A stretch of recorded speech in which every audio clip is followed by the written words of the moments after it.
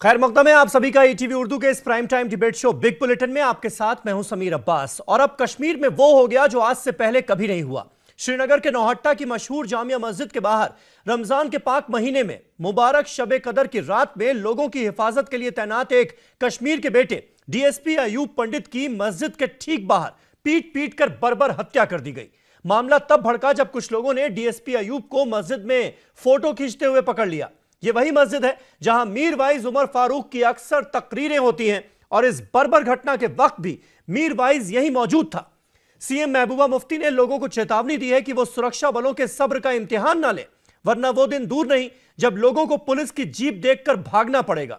Congress vice president Rahul Gandhi ने कहा है कि इस भयावह घटना का दर्द शब्दों से परे है और बीजेपी पीडीपी की सरकार की नाकामी ने कश्मीर को दशकों पहले के हालात में झोंक दिया है।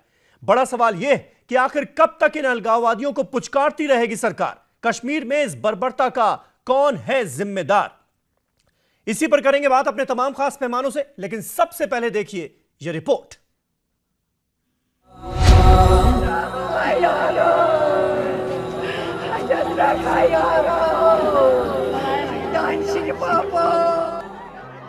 जो ही डीएसपी मोहम्मद अयूब की लाश उनके घर पहुंची तो सारे इलाके में सफे मातम बिछ गई, कोहराम मच गया।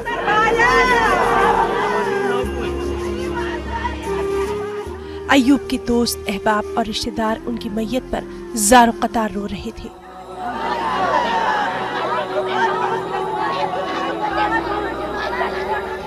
वाज़ेह है कि अयूब को जामे मस्जिद श्रीनगर इलाके में एक पुरतशद्दुद वाक़े में उस वक्त कत्ल कर दिया गया जब वो अपनी ड्यूटी पर थे। मोहम्मद अयूब अपने पीछे अपनी अहलिया और 2 मासूम बच्चे छोड़कर गए हैं।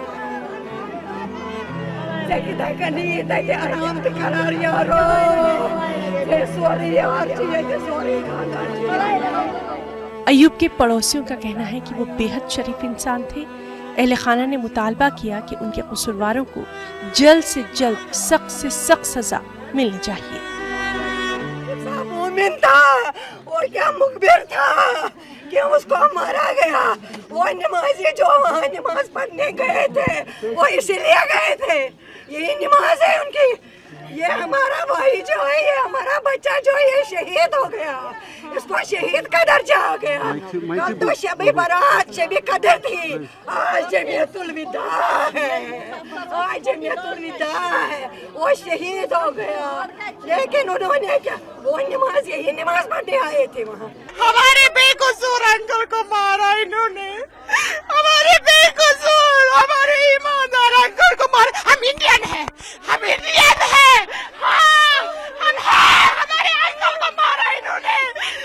मोहम्मद अयूब की बहनें भाई की मौत से गमज़दा हैं, सदमे में हैं। इनका कहना है कि एक मुसलमान को दूसरे मुसलमान का कत्ल करते हुए शर्म आनी चाहिए।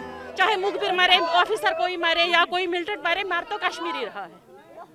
और हमारा फ्यूचर क्या है, हमारे बच्चों का फ्यूचर क्या है।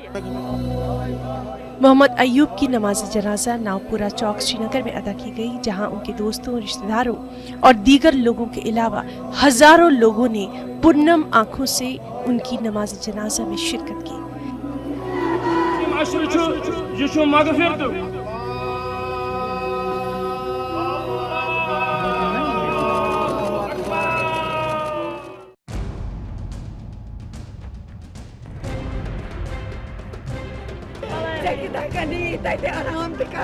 वादी कश्मीर आज खून के आंसू रो रही है। आज हर आंख सवाली है, हर चेहरा एक ही सवाल लिए है। बच्चे, बूढ़े, जवान, सबकी जबान पर एक ही सवाल है। जो बोल सकते हैं उनका भी यही सवाल है, जो किसी वजह से चुप है उनकी खामोशी का भी यही सवाल है। ये किसका लहू है, कौन मरा? ये किसका लहू है, कौन मरा? सुर्खी आने से पहले लहू से सुर्ख चनार पूछ रहे हैं। ये नदी नाले, ये चुपचाप बहने वाले और ये खामोश किनारे भी सवाल पूछ रहे हैं। हर शाख पर बैठा परिंदा और हर शाख से पिछड़ा परिंदा भी सवाल पूछ रहा है। जहलम की रवानी पूछ रही है, झीले डल की कहानी पूछ रही है, खून में डूबी हर जवानी पूछ रही है और आंखों में भरकर पानी पूछ रही है। ये किसका लहू है, कौन मरा? ये किसका लहू है, कौन मरा? सूफी बुजुर्गों की तालीमात से रोशन हर सांस और हर आस का यही सवाल है। शेख नूरुद्दीन नूरानी रहमतुल्लाह अलैह के आस्ताने को अकीदत से चूम कराने वाली हवा भी महज सवाल है। हजरत बल के नूरानी मीनारों के रोशन सितारे पूछ रहे हैं। शंकराचार्य की पहाड़ी से आने वाले बुलंद इशारे पूछ रहे हैं। मुंह में अगर जबान है, हक अगर तुम पर मेहरबान है, अगर जरा सा भी एहसास ईमान है, खुलकर बताओ बहुत झूठ बोल चुके, अब सच सच बताओ ये किसका लहू है, कौन मरा? ये किसका लहू है, कौन मरा? सवाल दर सवाल कई सवाल है। हर सवाल ऐसा सवाल जिसका जवाब सबके पास मगर सब खामोश, जैसे मुंह पर किसी बला ने ताले जड़ दिए हों। जो बोल सकते हैं और जिन्हें बोलना भी चाहिए वो भी खामोश है। न जाने कब से खामोश है। ये उसी खामोशी का नतीजा है।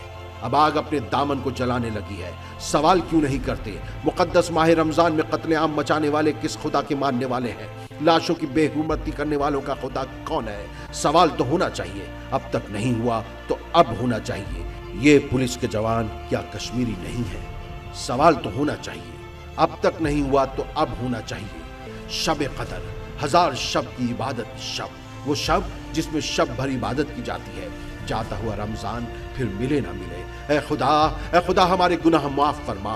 ए खुदा अपनी इनायतों से महरूम मत रखना, भले ही हम मरहूम हो जाएं। ए खुदा हम रमजान में तेरी इबादतों का हक अदा नहीं कर पाए, हमें माफ फरमा। हमें जहन्नुम की आग से बचा ले माबूद।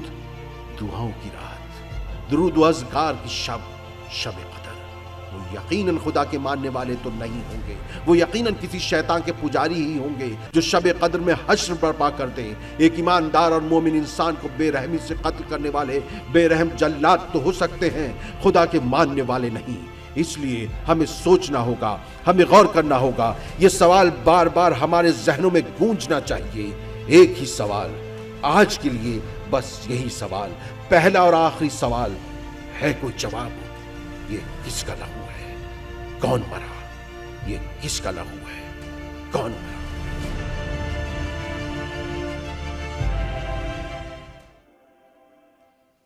ये किसका लहू है, कौन मरा? बड़ा सवाल आज हम यही उठाएंगे कि आखिर कश्मीर में हुई इस बर्बरता का जिम्मेदार है कौन? यह सिलसिला रुकने का नाम क्यों नहीं ले रहा? इसी पर बात करने के लिए तमाम खास मेहमानों का एक पैनल हमारे साथ मौजूद है। नासिर हुसैन साहब बेंगलोर से हमारे साथ जुड़ चुके हैं, कांग्रेस पार्टी के नेशनल स्पोक्स पर्सन हैं। इंजीनियर राशिद साहब श्रीनगर से हमारे साथ इस बहस का हिस्सा हैं, जो कि एमएलए हैं आवामी इत्तेहाद पार्टी के, और अलगाववादियों का पक्ष रखने के लिए वो इस डिबेट का हिस्सा होंगे हमारे साथ। कैप्टन अनिल गौर साहब पीडीपी के सीनियर लीडर, वो भी हमारे साथ जम्मू से जुड़ेंगे। विजय रैना साहब जो कि प्रेसिडेंट हैं कश्मीर समिति दिल्ली के, वो हमारे साथ जुड़ेंगे कश्मीरी पंडितों की आवाज को बुलंद करने के लिए। लेकिन सबसे पहले लग रहा है तुहिन तक आवाज नहीं पहुंच रही है, इसलिए मैं कैप्टन अनिल गौर से सवाल ले लेता हूं।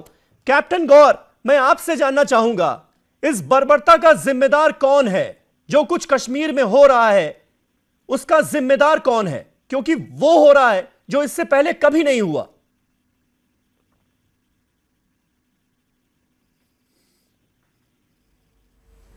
देखिए, जो कल का वाक़या हुआ है वो वाकई बहुत एक शर्मनाक वाक़या, और एक हमारे जो कश्मीरियत, हमारे जमहूरियत और हमारे इंसानियत के ऊपर एक बहुत बड़ा काला धब्बा है। ये कैप्टन गौर, मेरी आवाज मिल रही है आपको? ये ना तो होनी चाहिए थी जी, पर अब हुई है। और हाँ, जैसे आप कहते हैं इसके पीछे हाँ, हाँ मेरे को सुनाई दे रही है। आपको मेरी आवाज आ रही है? जी जी बोलिए जी। हाँ, मैंने कहा कि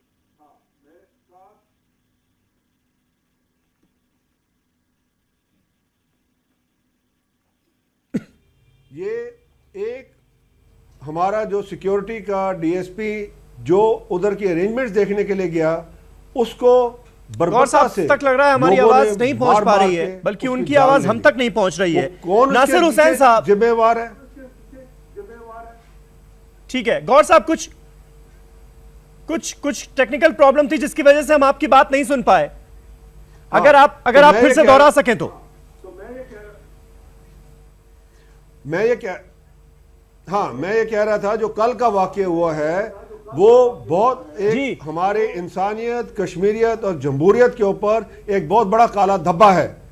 लोगों ने जिस तरीके से ये जो मैं कहूँगा पाकिस्तान के पैसों के ऊपर पलते हुए लोग, जिन्होंने एक हमारे होनहार डीएसपी की हत्या की है, हत्या है ये, और हत्या इस तरीके से की है कि वो उन्हीं की सुरक्षा के लिए वहां तैनात था, वो उन्हीं को बचाने के लिए कि ये जो आप देखिए आजकल हो क्या रहा है कश्मीर के अंदर, ये जो वहाबिज्म और जो ये एक्सट्रीमिज्म की जो लहर अंदर गई हुई है, उसके अंदर उसी का ये नतीजा है कि ये आज अपने ही कश्मीरी भाई, अपना ही जो एक कश्मीरी अफसर जो उन्हीं की हिफाजत के लिए खड़ा है, उसके खिलाफ उसको उन्होंने मार दिया। इसके जिम्मेदारी की उंगली सीधी की सीधी ये सेपरेटिस्ट और ये जो पाकिस्तान के हुक्मरान उनके ऊपर जाती है।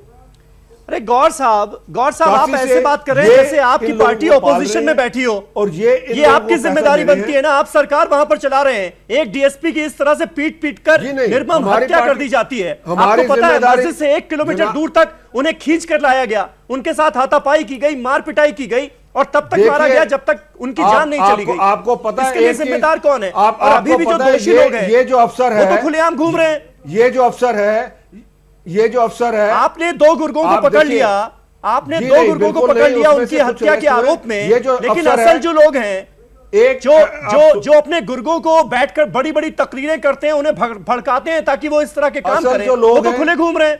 मीरवाइज उमर फारूक तो खुला घूम रहा है।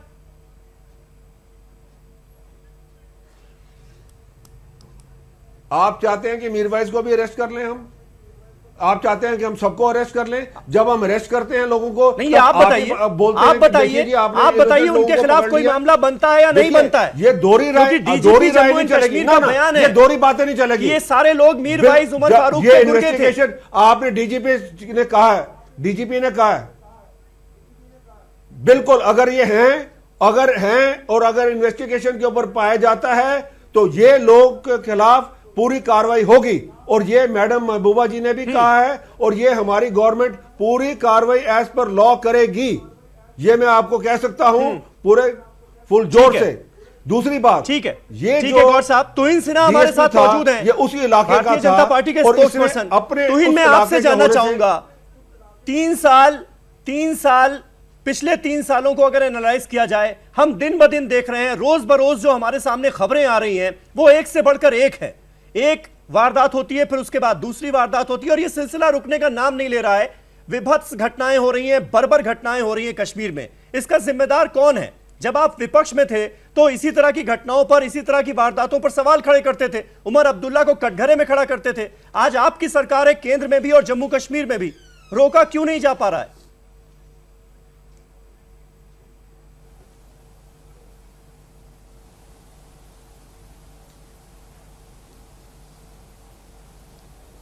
तो इनसे ना आपसे सवाल था।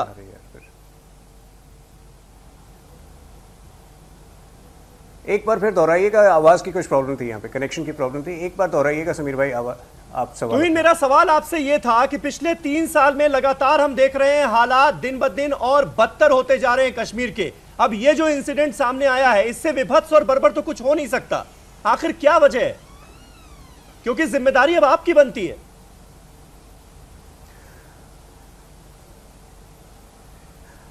देखिए, जो लिंचिंग का जो एक इंसिडेंट होता है वो प्री प्लान नहीं होता है, और जिस प्रकार की ये लिंचिंग हुई है वो वहाँ के लोगों की अब मानसिकता दर्शाती है, जिसके लिए एक वन ऑफ इंसिडेंट जो है उसके लिए सरकार हर इंसिडेंट के लिए तैयार नहीं हो सकती है। कल जो हुआ वो मानवता के ऊपर वहाँ पर सवाल उठाता है। आज मैं आपको याद होगा, मैं आपके पिछले हफ्ते में आपके शो पे था, मैंने वहाँ पे एक शब्द यूज़ किया था कि सलाफी और वहाबी फोर्सेस जो हैं वो कश्मीर पर हावी हो गए हैं। तो एक गेस्ट को बहुत आपत्ति हुई थी, ये वहाबी इस्लाम नहीं है तो क्या है? कोई व्यक्ति जो है मॉस्क के अंदर, मस्जिद के अंदर फोटो खींचता है और उसको आप इस तरह से तो सरकार जो है मॉस्क के अंदर तो मौजूद नहीं हो सकती ना, मस्जिद के अंदर नहीं हो सकती। ये सही है कि हर तरह से जो है पिछले 3 सालों में कोशिश की गई है कि मोदी सरकार, यहाँ तो मुसलमान को मार रहा है, कश्मीरी को मार रहा है। तो जब आपको छोटी से छोटी बात पर आप वहां पे आपत्ति का कारण क्या था? कोई फोटो ले रहा था, यही आपत्ति का कारण था? अगर इतनी सी छोटी सी बात पर अगर सहनशीलता पूरी तरह से समाज में मैं आज एक और प्रश्न उठाना चाहता हूं। मुझे हैरानी है कि इंजीनियर रशीद जैसे लोग जो हैं आज यहां पे स्टूडियो में मौजूद है। आज पूरा कश्मीर को शर्मसार होना चाहिए। आज जो है जो हरकत हुई है कल, वो सरकार के रुख की पुष्टि करती है। आज जो मौजूदा हालात हैं वो शर्मसार हम क्यों हो जाए? शर्मसार तो आपका होना चाहिए जिनकी वजह से किलिंग्स होती रही है, की जा सकती है। जो फैसले करते हैं किलिंग्स को, माहौल बनाते हैं। अगर आज भी आप शर्मसार, अगर आज भी आप शर्मसार नहीं हम क्यों शर्मसार हो जाए? मैं समझा नहीं आपकी बात। ये वहाबी इस्लाम क्या होता है? इस्लाम तो आपको होना चाहिए। आपको बहुत गैर वाजिब लग रहा है कि हम क्यों शर्मसार हो जाएं? जो घटना कश्मीर में हुई है, जो घटना श्रीनगर में मस्जिद के बाहर हुई है, उससे न सिर्फ पूरा कश्मीर बल्कि पूरा देश शर्मसार है आज, और आप शर्मसार नहीं है। असल हकीकत पता होनी चाहिए। एक सेकंड में जरा अपनी बात मस्जिद के बाहर हुआ और मस्जिद के बाहर मैंने बोला जो हरकत हुई है उसके बाद आपको इंडियन आर्मी पे सवाल उठाने का कोई हक नहीं रह जाता है। कल जो इंसिडेंट हुई है उसके बाद आपको इंडियन आर्मी पर सवाल उठाने का कोई हक नहीं रह जाता है। इंडियन बातें करते हैं। एक मिनट समीर भाई, ये रशीद साहब को ये बता दीजिए, वो कहना चाहता हूं, उसी नोहाटे का रहने वाला था और उसी ने अपनी सिक्योरिटी को उस दिन उसने कल की रात, क्योंकि शब कदर की रात थी, उसने अपनी सिक्योरिटी को कहा कि आप जाके नमाज पढ़िए, कोई बात नहीं है, मैं इधर का ही रहने वाला हूं, मैं इन्हीं लोगों का बीच के हूं। और इन्होंने उसी को मारा। और इंजीनियर रशीद साहब ये क्या कहते हैं कि उसको सिक्योरिटी नहीं थी? ये मेरे को पता नहीं कौन सी दुनिया में रह रहे हैं आप। गलत कह रहे हैं आप। ये इन्हीं के भड़काए हुए लोग हैं जो ये हरकतें करते हैं। फिर ये कहते हैं रशीद साहब, सीधा सवाल मेरा आपसे ये है, किसको जिम्मेदार मानते हैं आप? बताइए आप किसको जिम्मेदार मानते हैं आप? मेरी इंजीनियर रशीद साहब, डीएसपी अयूब की शहादत का जिम्मेदार कौन है आपके हिसाब से? पहले मैं ये अर्ज करूं, डीएसपी साहब को 9 बजे अपने एसपी ने फोन किया, जो मैं आपको वो बात बता रहा हूं जो सच में हुआ है, और उसको कहा कि आप नवहटा आ जाओ। वो वहां पर आ गए तो कोई मतलब उनके साथ सिक्योरिटी नहीं थी, कोई गाड़ी नहीं थी। पहले मैं आपसे ये अर्ज करूं कि जिस कश्मीर में सिचुएशन इतनी ख़राब है कि रोज़ लोग मरते हैं, एक एमएलए के पास 10-10, 15-15 बंदे सिक्योरिटी गार्ड हैं, हर एसएचओ के पास 4-4, 5-5 बंदे हैं। और सिर्फ 3 दिन पहले जो एसएचओ अनंतनाग में मारा गया था, उसने कहा था कि हमने सिक्योरिटी के लिए कहा था। तो हम सरकार से पूछेंगे, आपने इस डीएसपी को क्यों खुला सिक्योरिटी के बगैर बेचारे को मरने के लिए छोड़ दिया, जिस तरह उमर फयाज को छोड़ा था? तो या तो सरकार की कोई साजिश अंदर से लग रही है, या फिर बिल्कुल कोताही है जिसकी वजह से इसकी जान चली गई। माहौल जब हर तरफ से, राशिद साहब, आपको ये नहीं नजर आ रहा कि जो अलगाववादी नेता लोगों को पत्थरबाजी के लिए भड़काते हैं, उनका ही निशाना आपका अपना कश्मीरी नौजवान बन गया है? वो सिक्योरिटी वाले नहीं लग रहा आपको ये आज अपने प्लेन क्लोथ में घूमते हैं वहां पे, और वो वहीं का रहने वाला शख्स था। हेलो, सुना से इंजीनियर राशिद साहब जी, अंदर किसकी तकरीर चल रही थी? मीरवाइज उमर फारूक की?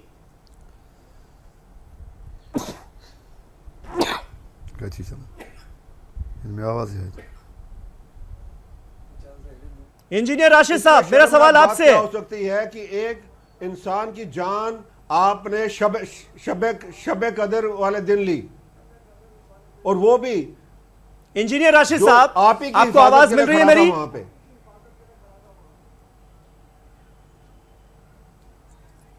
राशिद साहब को मेरी आवाज नहीं मिली। नासिर हुसैन साहब, मैं आपसे जानना चाहूंगा, क्या आपको लगता है इस बर्बरता का जिम्मेदार कौन है? कश्मीर में जो आज मौजूदा हालात हैं उसके लिए किसे जिम्मेदार माना जाए? राहुल गांधी साहब ट्वीट कर रहे हैं, वो कह रहे हैं कि बीजेपी और पीडीपी की जो सरकार है वो पूरी तरह से नाकाम रही, और ये नाकामी जिम्मेदार है कि इस तरह की बर्बर घटनाएं अब कश्मीर में देखने को मिल रही हैं जो कभी देखने को नहीं मिलती थी।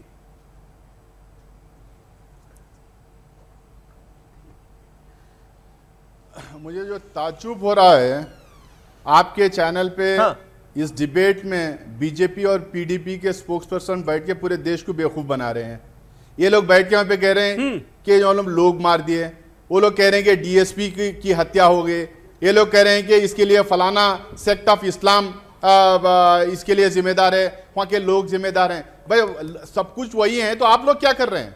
आपकी सरकार क्या कर रही है? पिछले 3 साल से कश्मीर में क्या हालात है? कश्मीर हिंदुस्तान का हिस्सा है या नहीं है हिंदुस्तान का हिस्सा? जिस तरीके के हालात वहां पे हुई है, पिछले 3 साल में 208 जवान मारे गए हैं, 100 से ज्यादा सिविलियंस मारे गए हैं। आप ही तो अपने 12 बड़े आतंकी घटना हुई है, मतलब 152 छोटे आतंकी घटने हुए हैं। इसके लिए कौन जिम्मेदार है? सेंट्रल में उन्हीं की सरकार है, कश्मीर में पीडीपी और बीजेपी की सरकार है, 2 जगह आप ही की सरकार है। अब आप किसको दोषी ठहरा करेंगे? लोगों को, किसी मजहब को, किसी धर्म को, किसी बाहर वालों को? इसका मतलब आपको बिल्कुल नाकाम है। कहां गई वो 56 इंच की छाती आपकी? कहां गया आपका राष्ट्रवाद? आपके जवान मारे जा रहे हैं, आपके सिविलियंस मारे जा रहे हैं, स्टूडेंट्स को स्कूल जा नहीं पा रहे हैं, वहां ना कोई बिजनेस हो नहीं पा रहा है। अब चाह क्या रहे हैं आखिरकार इस देश में? और यहां पे इस डिबेट में बैठकर आप जो लोगों को दोषी ठहरा कर रहे हैं। आप सरकार में ही किस लिए? अगर थोड़ी भी आप लोगों को शर्म है, आप लोगों को तुरंत रिजाइन कर देना चाहिए, जम्मू कश्मीर में भी और इस देश की सरकार से भी। ठीक है, तुहिन सिन्हा साहब इसका जवाब दे दीजिए, फिर मैं रैना जी को डिबेट में शामिल कर लूं। रैना जी से मुझे सवाल लेना है, लेकिन मुझे लगता है नासिर हुसैन साहब ने ऐसे सवाल उठा दिए, उनका जवाब आपको देना चाहिए।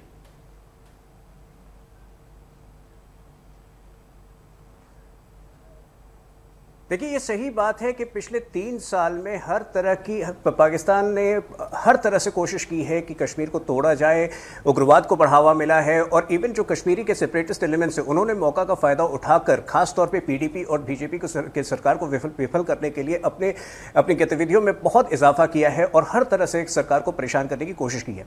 लेकिन आज जो है हमारा प्रॉब्लम यह है कि जब मैं रशीद साहब जैसे लोगों को सुनता हूं तो वो ब्लेम करते हैं कि आपकी पुलिस फोर्स जो है उसको जो है तैयार होना चाहिए था इस प्रकार के अटैक के लिए। यह तो वैसा हो जाता है कि गुंडे कहें पुलिस को या गुंडे कहें शासन को कि आपको ऐसा नहीं करना चाहिए था। आज ये मैं आपके शो पे ये कबूल कर रहा हूं कि आज महबूबा मुफ्ती जी को और सख्त होना चाहिए, ये बीजेपी भी कहती आई है, और उन्हें वाकई आज के बाद आज कम से कम उन्होंने एक अच्छा बयान दिया है और ये कहा है कि आज के बाद इस तरह की हरकतें बर्दाश्त नहीं होगी और सख्त कार्रवाई की जाएगी। और इसके बाद बीजेपी की यही उम्मीद है कि आज के बाद ऐसे तत्वों का पूरी तरह से सफाया हो, क्योंकि हम चाहते हैं बातचीत हो हर एलिमेंट्स के साथ, लेकिन वो इस तरह के दानव और इस तरह के राक्षसों के साथ होते संभव नहीं है जो कि आए दिन लोगों की हत्या कर रही है। ये एक आइसोलेटेड केस नहीं था। आप उमर फयाज के केस को ले लीजिए, आज जितने भी वहां पे पुलिस कर्मचारी हैं उनके घरों में दहशत है। ये ऐसा हो गया है कि आप हमारे साथ क्यों नहीं, आप सरकार का साथ क्यों दे रहे हैं, आप पुलिस फोर्स में क्यों हैं, और अगर आप पुलिस फोर्स में रहेंगे तो आपको जो है खामियाजा भुगतना पड़ेगा। इस स्थिति के लिए सरकार को आप जिम्मेदार नहीं ठहरा सकते। सरकार हर कदम उठा रही है, सरकार आज भी बातचीत चाहती है, लेकिन ऐसे तत्वों का सफाया के बाद जो इस तरह की हरकतें कर रहे हैं और दहशत फैला रहे हैं। रैना जी, आपके हिसाब से अगर हम डेटा उठाकर देखें, पिछले 4 महीने में 16 पुलिस वालों की जान जा चुकी है, अलग अलग जो घटनाएं हुई हैं, अलग अलग जो वारदातें हुई हैं, ये रुख सरकार का, बीजेपी का अलग क्यों नजर आता है? पूरे देश में हमने देखा पाकिस्तान के पक्ष में मैच जीतने के बाद जिन लोगों ने नारेबाजी की, जिन लोगों ने माहौल खराब करने की कोशिश की, उन पर सेडिशन के चार्जेस लगा दिए गए, लेकिन वहां पर लोग बैठकर खुलेआम पूरी भीड़ का नेतृत्व कर रहे हैं। साथ ही बगल में आतंकवादी जो दहशतगर्द हैं वो AK-47 से गोलियां बरसा रहे हैं और लोग जश्न मना रहे हैं, उनके खिलाफ कार्रवाई नहीं होती। इन अलगाववादियों के खिलाफ कार्रवाई क्यों नहीं होती जो लोगों को भड़काने का काम कर रहे हैं?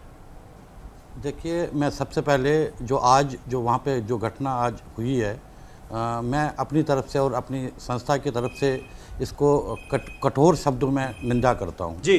दूसरी बात, अब जो आपका सवाल है कि वहाँ पे सरकार क्या कर रही है, मैं समझता हूँ जो आज जो वहाँ पे वाक़ात है उस हिसाब से जो मुझे लगता है जो 90 में हालात थी वही आज भी हालात है। मुझे नहीं लगता कि कभी भी वहाँ पे हालत कभी सुधरी थी या कभी सुधरने के चांसेस है। जिस चीज़ का मुझे अंदाज़ा लग रहा है कि जो हालात सुधरने या जो वहाँ पे हालात ख़राब है, इसका एक ही जिम्मेवार है, वो अलगाववादी है जिम्मेवार, सईद अली शाह गिलानी जिम्मेवार है, मौलवी उमर साहब जिम्मेवार है। वहाँ के जो सईद अली शाह गिलानी कैसे जिम्मेवार है? आप 47 से आज तक मसला हल नहीं कर रहे और गिलानी को जिम्मेवार करा दे रहे हैं। आप मसला तो हल कीजिए। सईद अली शाह इंजीनियर रशीद जैसे हमारे आप मसला तो हल कीजिए ना, जम्मू कश्मीर का तनाज़ा हल कीजिए। ना आप यूनाइटेड नेशन की रेजोल्यूशन मानते हैं, ना आप शिमला मानते हैं, ना आप ताशकंद मानते हैं, ना आप जमीन मानते हैं, ना आप आसमान मानते हैं। जब आप लोगों को मारते हैं तो फिर आप कहते हैं इंटरेस्ट, आपने इंटरनेशनल इंटरेस्ट मार दिया, और जब यहाँ से कुछ होता है तो फिर आप उछालते हैं। राशिद साहब, इसलिए सलाह दी जाती है आपको कि लोगों को भड़काना बंद कीजिए, क्योंकि उसका अंजाम क्या हो सकता है ये आपने कल रात देख लिया। लोगों को कौन भड़का रहा है? लोगों को भड़का रहा है नरेंद्र मोदी जी। और आपका आर्मी चीफ जब ये कहता है, जब आपका आर्मी चीफ कहता है कि सारे कश्मीर OGW है, तो उसका रिएक्शन भी मिल जाता है। लोगों को वो कहते हैं, जब कोई दूसरा केस बोलता है तब आप बोलने लगते हैं। 14 साल के बच्चे को मार दिया। सुनिए राशिद साहब, राशिद साहब की बड़ी याद आ गई। रैना जी बोल रहे हैं इस वक्त, उनकी बात सुन लीजिए पहले। दबाव कहाँ थे? आप गुमराह मत कीजिए, कश्मीरी अवाम को आप गुमराह कर रहे हैं। आप उनको गुमराह मत कीजिए। आपने हलफ उठाया है, आप जेएंड के असेंबली के मेंबर हो, आपको ऐसा नहीं शोभा देता जो आप करते हो। ये आपका ही करना गिराने में मजा आता है। देखिए, आपके और अलगाववादी में तो कोई डिफरेंस ही नहीं दिख रही है मुझे। अगर पुलिस वाले बेकाबू हो गए, जैसे वो कोई अंडरग्राउंड फोर्स थी, मुझे लगता है इंजीनियर राशिद साहब के पास हमारी आवाज नहीं मिल रही है, सिर्फ उनकी आवाज नहीं हो। अब आपको समझ आ गया होगा, आपने असेंबली के बल से, ताकत के बल से असेंबली के लायक ही नहीं हो इंजीनियर रशीद साहब, कर सके। और जब तक आप कश्मीर का मसला आपके हाथ से नहीं है, आपसे भी नहीं होगा, अटूट अंग या कोई और गोलियों से भी हल नहीं होगा। जो आप करवा रहे हो इससे भी हल नहीं होगा। जिस तरीके से आपने हल होगा जब आप में इच्छा होगी हल करने की, जब आप में कमिटमेंट होगी। लेकिन आज की तारीख में तो आप कुछ करने नहीं जा रहे हैं। आज की तारीख में आप कहते हैं सिर्फ अटूट अंग, अटूट अंग, अटूट अंग, और दिन में 100 बार। एक मिनट इंजीनियर राशिद साहब बोलते जाइए। राशिद साहब एक मिनट सुन लीजिए। ना आपको कभी शर्म आई ना आपको आएगी। राशिद साहब मेरा सवाल सुन लीजिए। एक मिनट रैना जी, राशिद साहब मेरा सवाल सुन लीजिए।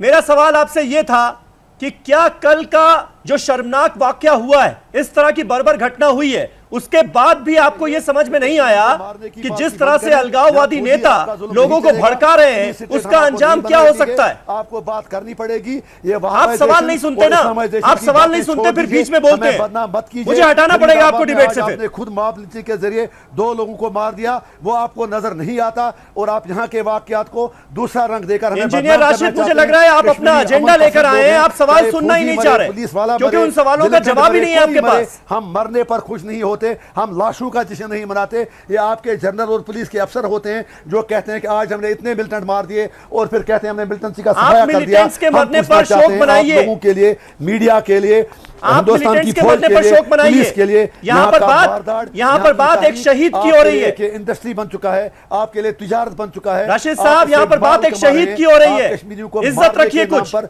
थोड़ी सी शर्म कीजिए। ऐसा छोड़ दीजिए। मीरवाइज को इल्जाम देने से कुछ नहीं निकलेगा। आप मीरवाइज पे इल्जाम क्यों लगाते हैं? वो तो मस्जिद में थे ही नहीं, और अगर होते भी तो करते क्या, क्योंकि वो तो वहां से आधा किलोमीटर दूर थे।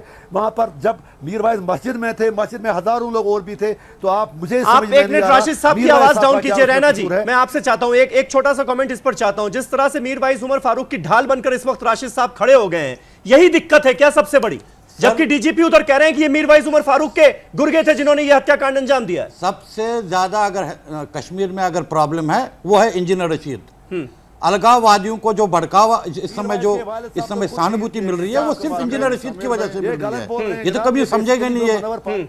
इनको तो ये एजेंडा लेके आए हैं, तो इनको तो पाकिस्तान भेजना चाहिए हमें। इनको रखा किस लिए यहाँ पे हिंदुस्तान में? समीर में ठीक है, नासिर हुसैन साहब छोटा सा कमेंट। हर कोई ये कह रहा है कि इनको पाकिस्तान भेजना चाहिए, अलगाववादियों के खिलाफ सख्त कार्रवाई होना चाहिए, लेकिन करेगा कौन और कब करेगा? जब आपकी सरकार होती है तब भी आप नहीं करते, और अब बीजेपी पीडीपी की सरकार है तो वो भी नहीं कर रही।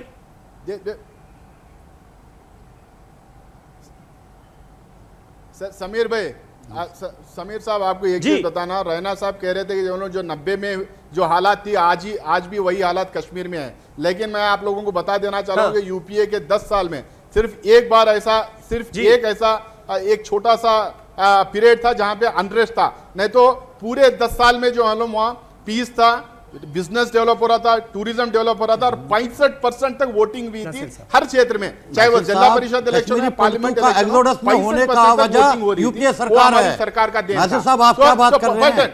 90 से लेके आज तक कोई चेंज नहीं आई है वहां पे।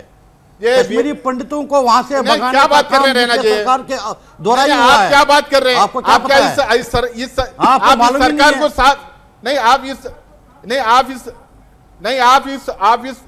आप इस सरकार को दोषी ठहरा नहीं करना चाह रहे। और ये तब्दीली आई कि आप मतलब अब सरकार का कोई रोल ही नहीं होता है। जो मॉब मेंटालिटी को डेवलप पूरे देश में हो रही है, उसमें सरकार का कोई रोल नहीं है। के लिए भी यूपीए सरकार बीजेपी जिम्मेदार जो वहां पे बीजेपी पिछले 3 साल से जो हालात हैं उसके लिए भी यूपीए सरकार जिम्मेदार। बीजेपी की मैं बीजेपी के स्पोक्सपर्सन को अप्रिशिएट करता हूं कि वो हालात जो है उसको एक्सेप्ट कर रहे हैं। में आप बोल रहे हो कि वो आज के हालात को एक्सेप्ट कर रहे हैं, लेकिन साथ ही साथ वो जो कह रहे हैं कि पीडीपी को जिम्मेदारी लेना, ये सही बात नहीं है।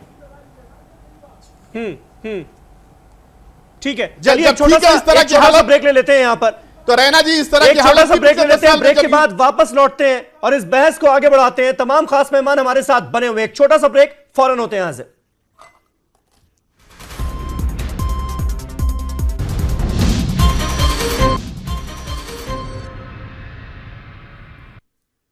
तो कश्मीर में हुई इस बर्बरता का जिम्मेदार कौन है, यह हमारा आज का सवाल। तमाम खास मेहमान हमारे साथ बने हुए हैं।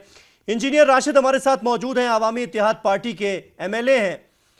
इंजीनियर राशिद, मैं आपसे जानना चाहूंगा, फिर सवाल आपसे पूछना चाहूंगा। आपने हो सकता है कि डीएसपी अयूब के घर वालों की जो महिलाएं थीं, जो औरतें थीं, उनकी चीखें सुनी हो आपने। वो साफ साफ ये कह रही थीं, चीख चीख कर ये कह रही थीं कि सैयद अली शाह गिलानी ये बताएं, मीरवाइज उमर फारूक ये बताए कि आज कश्मीर में हालात ऐसे क्यों हो गए हैं कि मुसलमान मुसलमान को मार रहा है, कश्मीरी कश्मीरी को मार रहा है। अब भी आप ये नहीं मानेंगे, ये नहीं समझेंगे कि आप जो खेल खेल रहे हैं कश्मीर में वो बहुत खतरनाक है। पहले मैं आपसे ये अर्ज करूं, उनके जज्बात हैं, जिस घर में लाश पहुंचती है उनको ही उसका दुख मालूम होता है। लिहाजा वो गिलानी साहब हों या मीरवाइज साहब हों, किसी से सवाल कर सकते हैं, वो उनका हक है। लेकिन मैं इसीलिए कहता हूं, आप बताइए इलाज क्या है? गिलानी को आपने घर में बंद रखा है, मीरवाइज को आप तो निकलने नहीं देते हैं बाहर। जब मस्जिद में कभी कभी आते हैं, आपने लगातार 17 जुम्मा तक जामिया मस्जिद श्रीनगर को लॉक रखा। मेरी गुजारिश है, जब तक हम एक पॉलिटिकल डायलॉग शुरू न करें, मुद्दे पर बात न करें। आपकी पार्लियामेंट की रेजोल्यूशन भी है जो कहती है पूरा जम्मू कश्मीर हिंदुस्तान का हिस्सा है। हमारी असेंबली में 22 सीटें हैं। जब आप पॉलिटिकल डायलॉग करेंगे, सिंसियर डायलॉग करेंगे हुर्रियत के साथ, अदर ग्रुप्स के साथ, पाकिस्तान के साथ, मुझे यकीन है कि तशद्दुद का ग्राफ खत्म हो जाएगा, कम हो जाएगा। मतलब हुर्रियत से डायलॉग नहीं हो रहा है, इसलिए आप लोगों को मार रहे हैं, इसलिए आप कश्मीरी नौजवानों के हाथ में या तो पत्थर दे रहे हैं या फिर उन्हें मौत के घाट उतार दे रहे हैं। आप ये कहना चाह रहे हैं? हमने कभी नहीं कहा कि आप हुर्रियत से डायलॉग कीजिए। हम ये कह रहे हैं आपसे कि हुर्रियत से डायलॉग करना जरूरी है। वो तो लोगों के जज्बात के तर्जुमान है। आप तो बता दीजिए फिर करें क्या? आप तो मसले पर बात ही नहीं करते हैं, फिर तो मारामारी का खेल ऐसे ही चलता रहेगा। फिर फौज तो रोज बेल्टें चलाएगी, गोलियां मारेगी। आप कहेंगे आज हमने इतने मिलिटेंट मार दिए। आपको झूठ बोलना बंद करना होगा। 47 से आज तक आपने बहुत झूठ बोला है, और जब झूठ आप बोलते रहेंगे उसका रिएक्शन फिर लोगों की जो मुजाहिमत है वो सड़कों पे नजर आती है। कभी लोग पत्थर उठाते हैं तो कोई बंदूक उठाता है, जो मेरे और आपके बस की बात नहीं है। आपको कम से कम धोखे में नहीं रहना चाहिए। ये कुदरत का कानून है। जब आप लोगों की बात नहीं सुनेंगे तो इसमें आप कर क्या सकते हैं? आपकी माँ बाप मुफ्ती धमकियां भी देती है, हम लोगों के आप हाथ भी जोड़ते हैं कि आप अमन से रहिए, लेकिन कोई सुनने वाला नहीं है। क्योंकि जब आप कहते हैं हमने फौज को फ्री हैंड दिया है, जब आपने 14 साल के बच्चे को शुक्रिया में मार दिया, जब आपने छोटे छोटे बच्चों को अंधा कर दिया। अलगाववादी नेता आप जैसे लोगों को भड़काना बंद नहीं करेंगे। हम अलगाववादी क्यों हैं? हम कहते हैं जम्मू कश्मीर का मुद्दा हल कीजिए। तो आपको तकलीफ क्या हो रही है? आप झूठ बोलते बोलते थक गए। हल किया जाए? जम्मू कश्मीर आपकी जागीर तो है। मुद्दा हल किया जाए? जम्मू कश्मीर का मुद्दा, जम्मू कश्मीर हिंदुस्तान का अटूट अंग नहीं है, न पाकिस्तान की शाहरग है। पीओके वाला इलाका भी डिस्प्यूटेड है और आपका इलाका भी डिस्प्यूटेड है। मुझे आपके बयान पर मत दीजिए। यूनाइटेड जैसे लोग जम्मू कश्मीर विधानसभा में बैठते हैं, चुनकर आते हैं, चुने हुए नुमाइंदे हैं, और कहते हैं कि जम्मू कश्मीर हिंदुस्तान का अंग नहीं है। बदल नहीं सकते आप, इतिहास को बदल नहीं सकते। कौन सा इतिहास? राशिद साहब बताइए कौन सा इतिहास? फिर मुझे बताइए कहां लिखा हुआ है कि जम्मू कश्मीर हिंदुस्तान का नहीं है? क्यों कर रहे हैं? रशीद का इतिहास है ये।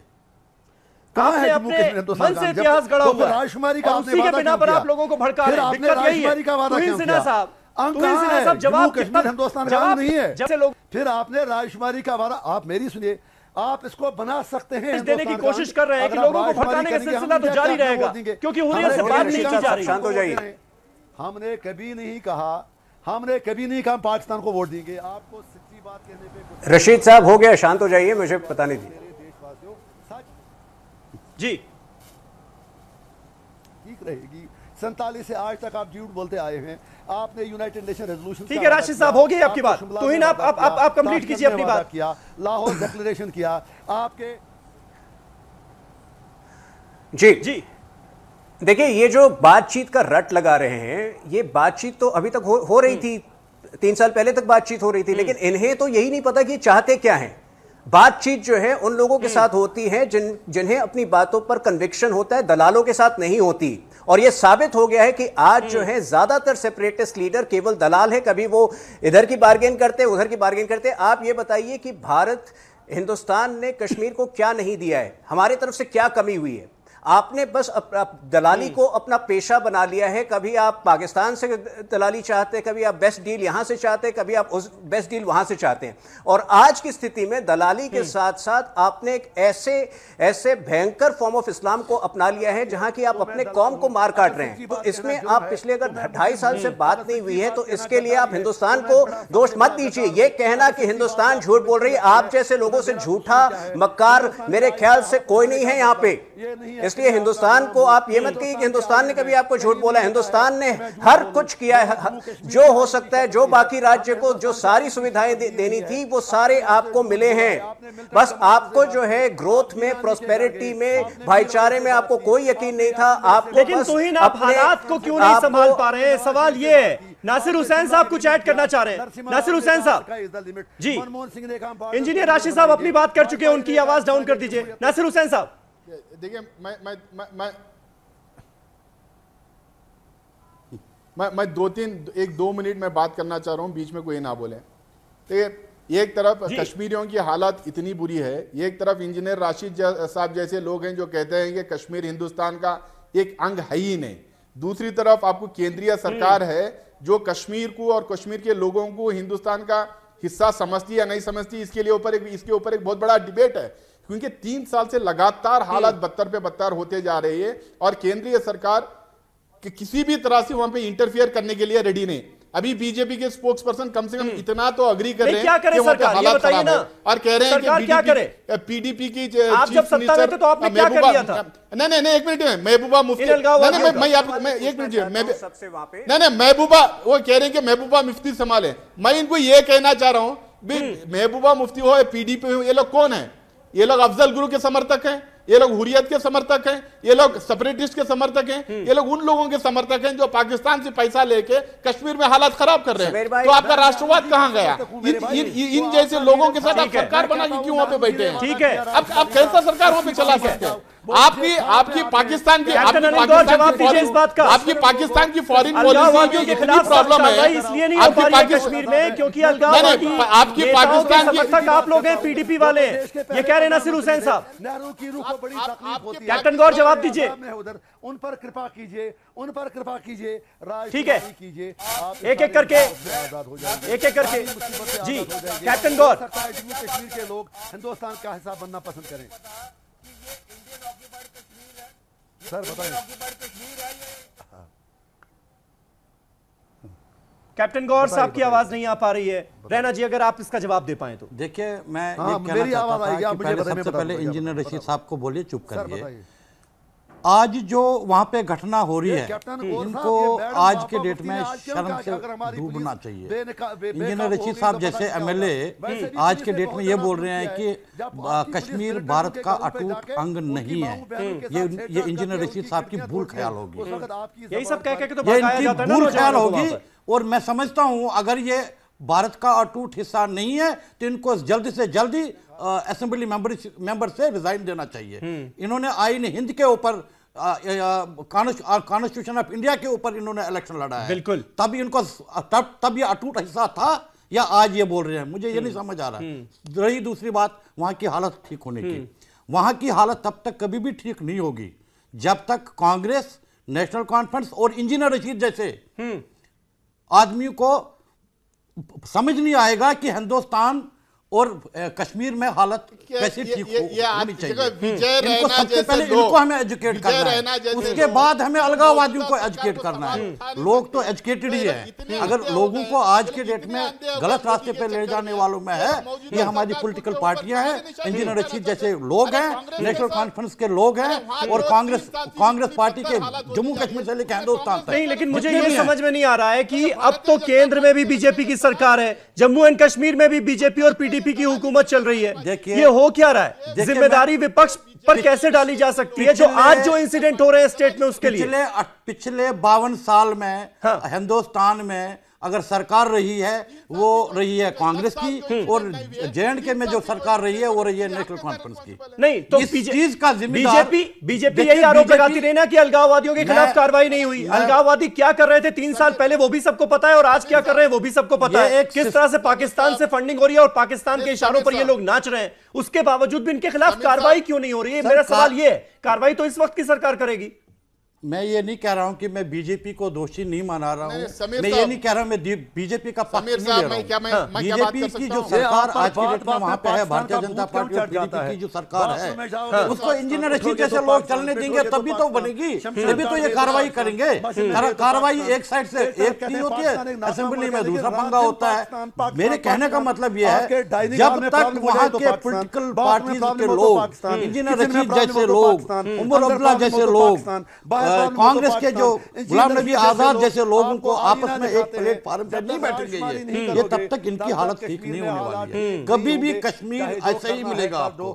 इसमें पीडीपी हो, बीजेपी हो, कांग्रेस हो, नेशनल कॉन्फ्रेंस हो, सरकार कुछ नहीं करेगी वहां पे। अगर ठीक है नासिर हुसैन साहब पूछना चाहिए, नासिर हुसैन साहब जवाब दीजिए इसका। क्या बिगाड़ा? क्या नहीं कमेंट प्लीज जी। आप पहले तो इंजीनियर राशिद साहब को थोड़ा चुप रखाइए आप। देखिए विजय रैना जैसे लोग जो पिछले 3 साल में जिस तरह से बर्बेरियत कश्मीर में हो रही है उसमें मौजूदा स्टेट की सरकार और सेंटर की सरकार को जो सवाल निशान नहीं उठाना, जो सवाल नहीं करना चाह रहे हैं, ये लोग बेसिकली इतने अंधे हो गए हैं भारतीय जनता पार्टी के सपोर्ट में, ये लोग उनकी दलाली करने लगे हैं।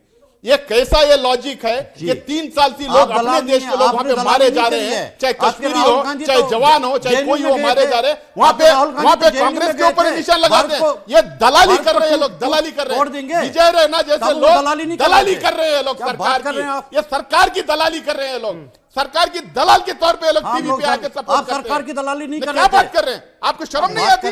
अपनी सरकार से सवाल करने की ताकत नहीं आपने? किसकी दलाली? नहीं, आपकी सरकार से नासिर हुसैन साहब यानी आप ये मानते हैं कि कश्मीर की जो दुर्दशा हुई है ये इन्हीं 3 सालों में हुई है? उसके पहले सब कुछ ठीक था? उसके पहले इंजीनियर राशिद जैसे लोग ना आवाज उठा रहे थे, ना मीरवाइज उमर फारूक और ना गिलानी, सब कुछ ठीक चल रहा था। देखिए क्या हुजूर 10 साल जब कुछ नहीं हुआ, 3 साल आप कैसे कर रहे हैं? मेरा सवाल ये है पॉलिटिकल पार्टी ने मतलब कश्मीर की आपके जो है, लेकिन आपने मीरवाइज और गिलानी को सिर्फ सब्ज़बाग दिखाए, आप तो 2 का संख निकले। जिसको देखना हलाल था, खाना हराम था। आपने वो हमें वो अंगूर दिखाए जो सिर्फ देखने के काबिल थे, खाने के काबिल थे। अब तो एजेंडा अपना बंद कर दो। इंजीनियर राशिद साहब सर अब एक सवाल का जवाब दे दीजिए। हमारा एजेंडा एक ही है, जम्मू एंड कश्मीर ने कहा है कि ये जो लोग पकड़े गए हैं, जो हत्यारे थे डीएसपी अयूब के, नाम किसी की वो मीरवाइज उमर फारूक के गुर्गे थे। हम हिंदुस्तान के दोस्त हैं, दुश्मन नहीं। हम हिंदुस्तान के मीरवाइज दुश्मन नहीं उमर हैं। फारूक की गिरफ्तारी होनी चाहिए या नहीं होनी चाहिए? हम क्रिमिनल नहीं है, हम फिरका परस्त नहीं है, हम हिंदुस्तान का भला चाहते हैं। लेकिन उसके लिए जरूरी है आप राजकुमारी करें, उसके लिए जरूरी है आप जम्मू कश्मीर का विवाद खत्म करें, उसके लिए जरूरी है आप पाकिस्तान से दोस्ती करना, उसके लिए जरूरी है आप जाकिर मूसा से भी बात करें। आपको उसे बात करनी पड़ेगी। जब आपने खत्म हो चुकी है रशीद साहब, जब आपने कश्मीर के 5 थोड़ी किताबें पढ़ लिया कीजिए, थोड़ी किताबें पढ़ के आया कीजिए। तुहिन सिन्हा साहब, तुहिन सिन्हा साहब, 100 बातों की एक बात यह है कि डीजीपी जम्मू एंड कश्मीर का बयान है कि मीरवाइज उमर फारूक के गुर्गे थे ये लोग जो इन्हें अरेस्ट किया गया है, जिन्होंने हत्या की डीएसपी अयूब की। अब हम ये उम्मीद करें कम से कम कि इन अलगाववादी नेताओं के खिलाफ कार्रवाई होगी, इन्हें सलाखों के पीछे डाला जाएगा। उसके भी खिलाफ हो तो डाल दो, आप डराते किसे हो? आपने तो वहां से लाशें भी वापस नहीं की, आपने अब्दुल गुरु और मकबूल भट्ट की लाशें भी वापस नहीं की, और आप तो रशीद साहब शांत हो जाइए, आपने अपनी बात कह ली। अब्दुल गुरु की लाश भी वापस नहीं, आपको नहीं आ रही उनको। जहां सलाखों के पीछे डालने की बात आती है, आप लाशें याद दिलाने लगते हैं। देखिए, यही है आपका एजेंडा। स्टैंड हमेशा से जी समीर भाई, सबसे पहले तो मैं आपको ये बताऊं कि ये जो आप कह रहे हैं, ये जो माना जा रहा है कि पिछले 3 साल में हिंसा बढ़ा है, उसका कारण मैं आपको बता देता हूं। पिछले 3 साल में सरकार जो है एक नो कॉम्प्रोमाइज एटीट्यूड के तहत काम कर रही है। इससे पहले क्या होता था मैं आपको बताता हूं। गिलानी साहब के घर ये मणिशंकर अय्यर जाके खुशामद करते थे। ये सबको पता था कि ये लोग जो हैं मनी लॉन्ड्रिंग और तरह तरह के तो हर तरह से ये पाकिस्तान का साथ देकर इंडिया को तोड़ रहे थे, लेकिन कांग्रेस उनका खुशामद करती थी, इन्हें बातचीत के लिए बुलाती थी। उस बातचीत से कुछ नहीं निकलता था। फर्क पिछले 2.5 साल में ये हुआ है कि हमने एक सख्त रुख अपनाया है, आर्मी को आज़ादी दी है, आर्मी को एक फ्री हैंड दिया है कि जिस तरह से वो चाहे कश्मीर के प्रॉब्लम को सॉल्व करे। आज मैं आपसे पूछना चाहता हूं कि जब आर्मी कड़े कदम उठाती है, आप आर्मी की निंदा करते हैं। पिछले दो महीने पहले जब किसी बंदे को एक जीप से बांधा गया था केवल इसलिए कि कुछ लोगों की जानें बची, तो उस समय कितने, मैं सिर्फ कश्मीरियों की बात नहीं कर रहा, कितने हिंदुस्तानियों ने आर्मी की निंदा की थी। क्या ऐसे हिंदुस्तानियों को सरकार पे सवाल उठाने का अधिकार है? आज के बाद मुझे लगता है किसी को भी आर्मी पर प्रश्न नहीं उठाना चाहिए। सरकार जो है, आपकी सरकार ने की शांत हो जाइए। आप जो है अपने आप को इंडियन मानते नहीं है, पूरे देश में मॉब लिंचिंग का कल्चर बनता जा रहा है। आप लोग एक साथ बोल रहे हैं, किसी की आवाज नहीं पहुंच पा रही है व्यूअर्स तक। वक्त हमारे पास खत्म हो चुका है, इसलिए इस डिबेट को मुझे यहीं खत्म करना होगा। लेकिन कुल मिलाकर लबोलुआब यही है कि आरोप प्रत्यारोप का सिलसिला जारी है। एक पार्टी दूसरी पार्टी पर आरोप लगा रही है और इसी तरह से हर डिबेट का अंत होता है। कांग्रेस पार्टी का यह कहना है कि पिछले 3 सालों में हालात बहुत ज्यादा बदतर हुए हैं और पीडीपी और बीजेपी की सरकार की यह नाकामी है, जबकि बीजेपी कह रही है कि अब हम सख्त रुख अपना रहे हैं ऐसे अलगाववादी लोगों के खिलाफ, आतंकवादियों के खिलाफ, जिसका नतीजा हमें देखने को मिल रहा है। बहुत बहुत शुक्रिया आप सभी का इस डिबेट का हिस्सा बनने के लिए।